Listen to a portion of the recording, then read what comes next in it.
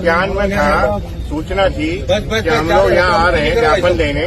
SP साहब intentionally जानबूझ के हमारी समस्याओं का निराकरण न कर पाए, इस कारण से यहाँ से छुट्टी लेकर चले गए। ये व्यवस्था प्रशासन की और पुलिस प्रशासन है उसकी मेरे समझ से परे है, और ये सवर्णों और सनातनियों के साथ अन्याय है, जो कि ये परवारे अभी मैं भिंड में 3 केस नजर में आए।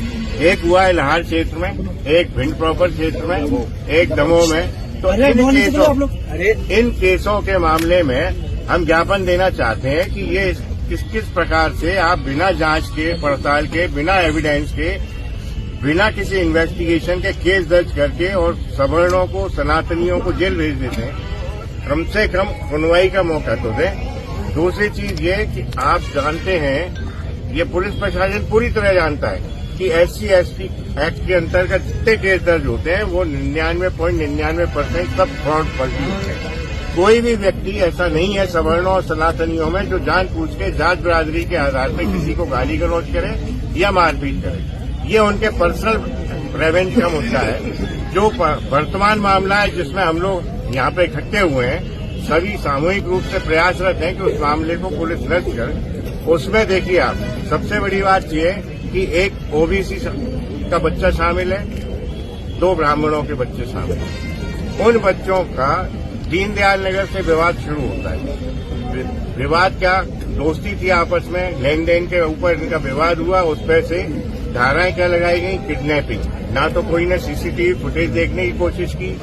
जब वो उनके साथ ग्वालियर से भिंड आ गया, भिंड में वो जब 8 घंटे बाद जाके एक एलिगेशन लगाता है, पुलिस थाने का घेराव करते हैं ये लोग आके, भीमसेना और जो इनके सदस्य हैं, और आक्रामक रूप से पुलिस प्रशासन को दबाव में लेकर ये कहते हैं कि केस दर्ज किया जाए, अन्यथा ये घेराव करेंगे, आंदोलन करेंगे। पुलिस प्रशासन केस दर्ज कर देता है, जबकि होना ये चाहिए था कि पहले जांच तो करते, आप आवेदन ले लेते, शिकायत ले लेते। कोई जांच नहीं की। क्या एविडेंस है कि उसके साथ इस तरह की घटना हुई?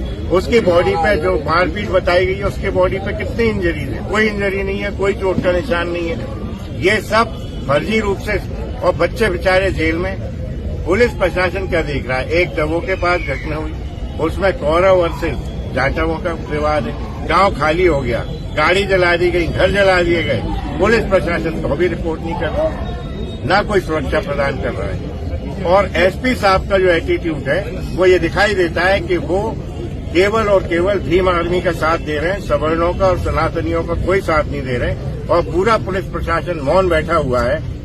नियम ये था कि SP साहब को जब पूर्व से ज्ञान में था, मेरे पास भी काफी सूचनाएं थी, उसके बावजूद SP साहब जानबूझ के अपना हेडक्वार्टर छोड़ के चले गए। मैं इसकी शिकायत ऊपर भी करूंगा कि SP साहब का ये एटीट्यूड जो है, व्यवहार जो है, वो बिल्कुल सवर्णों और सनातनियों के खिलाफ। किस कारण से क्या था, क्या कारण रहा, किस कारण से SP साहब सवर्णों और सनातनियों का निदान नहीं चाहते, न वो उनकी सुनवाई करना चाहते, इसलिए वो अवॉइड कर रहे हैं। हम लोगों से एक दूरी बना रहे हैं, इस दूरी बना के और वो यहाँ से इंटेंशनली चले गए। इसलिए SP साहब सवर्णों और सनातनियों को कोई साथ नहीं देना चाहते, न OBCओं का साथ देना चाहते। सिर्फ और सिर्फ वो एक भीमसेना के साथ खड़े हुए हैं। पूरा पुलिस प्रशासन उनके साथ खड़ा है, अन्यथा इतनी एक साथ कुछ ही दिनों में 3-4 केस नहीं होते। न कोई जांच है, न पड़ताल है, डायरेक्ट केस रजिस्टर्ड हो जाता है। माइनर इंजरीज के बाद भी उस ज्ञान सिंह जाटव को लगातार 6 दिन जिला चिकित्सालय में भर्ती किया गया, और वहीं भीम आर्मी ने राजनीति का पूरा अड्डा बनाकर बखेड़ा खड़ा किया। क्या कहना चाहेंगे आप? भीम आर्मी का यही एटीट्यूड है कि वो एक दिखावा करते हैं, मनमाना पूर्व रवैया अपनाते हैं, वर्चुअली वो तो जो आतंकवादी है ना, उस रूप में पेश करते हैं अपने को। तो पुलिस प्रशासन उनसे घबराता है, उनको टच भी नहीं करता, उनके खिलाफ कोई कार्रवाई नहीं करता। जो हॉस्पिटल में भर्ती होने का अगर वो इंजरी डॉक्टर से या मेडिकल बोर्ड से एग्जामिन कराई जाए, उसके एक इंजरी है तो उस इंजरी को एग्जामिन कराया जाए, तो ये साबित होता है कि उस इंजरी के कारण कोई भी व्यक्ति कभी भर्ती नहीं हो सकता, न एडमिट हो सकता है।